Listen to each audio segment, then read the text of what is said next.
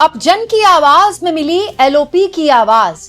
क्या नरेंद्र मोदी और अमित शाह एक राज्य के मुख्यमंत्री को जरूरत से ज्यादा शह दे रहे हैं? दोस्तों, बीजेपी के लिए एक बात कही जाती है कि बीजेपी जब से सत्ता में आई है यहां इस्तीफे नहीं होते, लेकिन एक राज्य धीरे धीरे बीजेपी के हाथ से ऐसे निकल रहा है कि अगर तुरंत कोई फैसला नहीं लिया गया तो शायद बीजेपी की लंबे वक्त तक इस राज्य में सत्ता में वापसी मुश्किल हो जाएगी। दोस्तों, अमूमन शांत रहने वाला पहाड़ी राज्य उत्तराखंड, जिसकी बेटी अंकिता भंडारी के लिए न्याय की गुहार लगाते हुए पिछले कई दिनों से उत्तराखंड वासी सड़क पर हैं। यकीन मानिए, इतनी सर्दी इस वक्त पहाड़ में हो रही है, बर्फबारी अलग हो रही है, ऐसे में भी दिन रात कहीं कैंडल मार्च तो कहीं महिलाएं सड़कों पर हैं, कहीं पुरुष सड़कों पर हैं। इनफैक्ट 11 तारीख को तो पूरा उत्तराखंड बंद का ऐलान भी किया गया है, लेकिन इस पूरे मुद्दे पर पूरी की पूरी बीजेपी खामोश है। और तो और दोस्तों, मुख्यमंत्री भी इस पूरे मामले में गोलमोल जवाब देने लगे तो सामने आए राहुल गांधी। दोस्तों, अब तक इस पूरे मामले में कांग्रेस पार्टी का जो प्रदेश नेतृत्व है वो लगातार सक्रिय था। गणेश गोदियाल, जो कि प्रदेश कांग्रेस के अध्यक्ष हैं, वो लगातार सड़कों पर उतर रहे थे, आंदोलन कर रहे थे, मार्चेस कर रहे थे। कांग्रेस अपने स्तर पर अलग आंदोलन कर रही है। दोस्तों, कांग्रेस की प्रभारी कुमारी शैलजा अब वो भी उत्तराखंड पहुंच गई हैं। वहीं दूसरी ओर अब राहुल गांधी ने इस पूरे मुद्दे पर केंद्र की मोदी सरकार को आड़े हाथों ले लिया है। प्रदेश की बीजेपी सरकार को तो लिया ही है, केंद्र की मोदी सरकार को आड़े हाथों लेते हुए प्रदेश के लोग जो आंदोलन कर रहे हैं अंकिता भंडारी के न्याय को लेकर, उससे आवाज मिलाते हुए कहा है, देश भर में भ्रष्ट जनता पार्टी की डबल इंजन सरकारों ने जनता की जिंदगी तबाह कर दी है। भ्रष्टाचार के साथ सत्ता का दुरुपयोग और अहंकार का जहर बीजेपी की राजनीति में ऊपर से नीचे तक फैल चुका है। इनके सिस्टम में गरीब, असहाय, मजदूर और मध्यम वर्ग की जिंदगी सिर्फ आंकड़े हैं और विकास के नाम पर वसूली तंत्र चल रहा है। उत्तराखंड में अंकिता भंडारी की निर्मम हत्या ने पूरे देश को झकझोर दिया है, लेकिन सवाल अब भी वही, सत्ता का संरक्षण बीजेपी के किस वीआईपी को बचा रहा है? कानून सबके लिए बराबर कब होगा? उत्तर प्रदेश के उन्नाव कांड में भी पूरा देश देख चुका है कि सत्ता के गुरूर में अपराधियों को कैसे बचाया गया और पीड़िता को न्याय के लिए कितनी कीमत चुकानी पड़ी।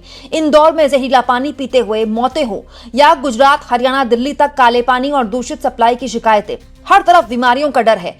राजस्थान की अरावली हो या प्राकृतिक संसाधन, जहां जहां अरबपतियों का लालच और स्वार्थ पहुंचा, वहां वहां नियम को रौंद दिया गया। पहाड़ काटे जा रहे हैं, जंगल उजाड़े जा रहे हैं और जनता को बदले में मिल रहा है धूल, प्रदूषण, आपदा। खांसी की सिरप से बच्चों की मौतें, सरकारी अस्पतालों में नवजातों को मारते चूहे, सरकारी स्कूलों की गिरती छतें, ये लापरवाही नहीं, भ्रष्टाचार की सीधी मार है। पुल गिरते हैं, सड़कें धंसती हैं, ट्रेन हादसों में परिवार मिट जाते हैं और बीजेपी सरकार हर बार वही करती है, फोटो ऑप, ट्वीट और मुआवजे की औपचारिकता। मोदी जी का डबल इंजन चल रहा है, लेकिन सिर्फ अरबपतियों के लिए। आम भारतीय के लिए भ्रष्टाचार की डबल इंजन सरकार विकास नहीं, तबाही की रफ्तार है, जो हर दिन किसी न किसी की जिंदगी कुचल रही है। दरअसल राहुल गांधी ने केवल अंकिता भंडारी का यहाँ पर जिक्र नहीं किया।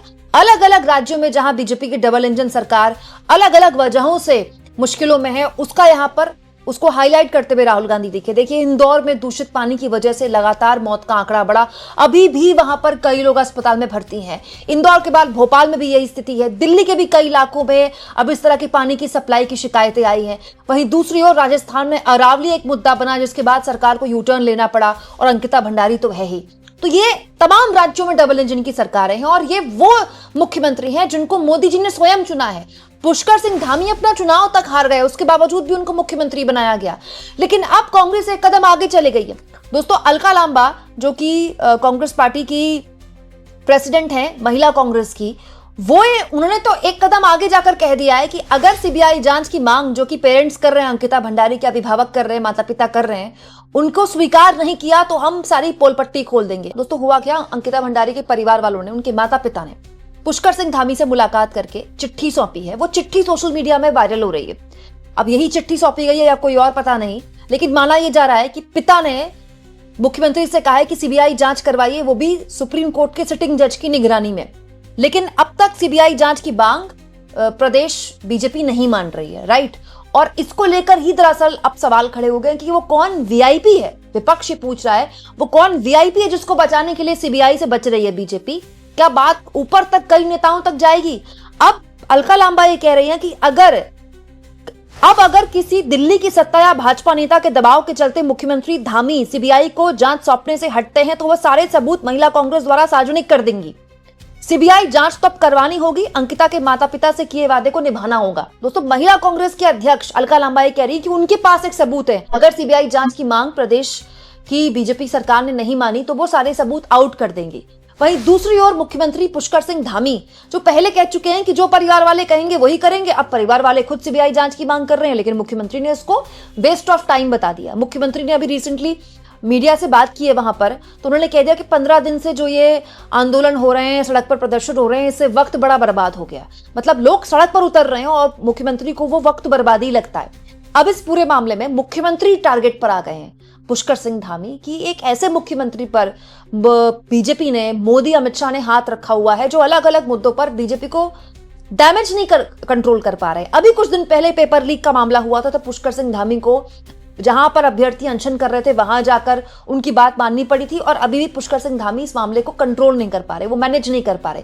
ये बात सही है कि धामी साहब प्रचार में काफी पैसा खर्च करते हैं। पूर्व की किसी भी उत्तराखंड सरकार में इतना प्रचार नहीं हुआ होगा। धामी साहब आए दिन टीवी पर भी खूब दिखाई देते हैं। आजकल वो हिंदू मुसलमान पॉलिटिक्स भी खूब कर रहे हैं। आपको पता है योगी आदित्यनाथ के बाद सारे मुख्यमंत्रियों को वो शॉर्टकट लगता है।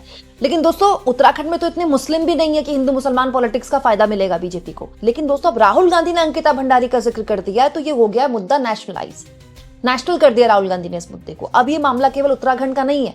अब बीजेपी पर ये सवाल खड़े हो गए हैं कि आखिर बीजेपी सीबीआई जांच से बच क्यों रही है, किसको बचा रही है बीजेपी। अब देखिए, पुष्कर सिंह धामी पर भी कई सवाल खड़े हो रहे हैं। पुष्कर सिंह धामी ने क्या किया, मुख्यमंत्री उत्तराखंड के, उन्होंने 8 तारीख को मतलब 24 घंटे पहले कह दिया कि राजकीय नर्सिंग कॉलेज डोब में उसका नाम बदलकर स्वर्गीय अंकिता भंडारी के नाम पर रखा जाएगा। जबकि यह बात पुष्कर सिंह धामी 2023 में भी बोल चुके हैं। 2023 में जो बोला था, जब ये कांड नया नया हुआ था और बीजेपी की बहुत किरकिरी हुई थी, अब 2026 में फिर से वही बात बोल रहे हैं। मतलब पुरानी रोटी को बार बार सेक करके परोस रहे हैं, दिखाने के लिए कि देखिए प्रदेश की सरकार क्या कर रही है। लेकिन दोस्तों, प्रदेश की सरकार से अंकिता भंडारी के अभिभावक ये मांग नहीं कर रहे हैं कि आप मेडिकल कॉलेज का नाम हमारी बेटी पर रख दीजिए। वो ये मांग कर रहे हैं कि आप सीबीआई से जांच क्यों नहीं करवा रहे हैं।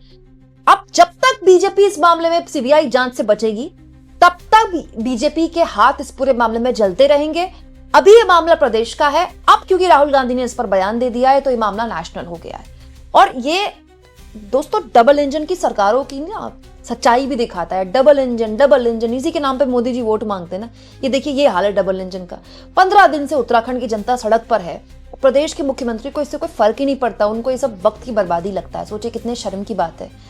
आप इस मुद्दे पर क्या सोचते हैं, कमेंट बॉक्स में जरूर लिखें, और जितना हो सके चैनल को शेयर भी करें और सब्सक्राइब भी।